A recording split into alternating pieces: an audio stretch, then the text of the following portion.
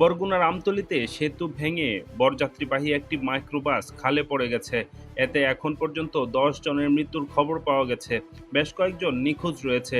শনিবার দুপুরে উপজেলার ব্রিজ হলদিয়া হাট নামক এলাকায় এ দুর্ঘটনা ঘটে।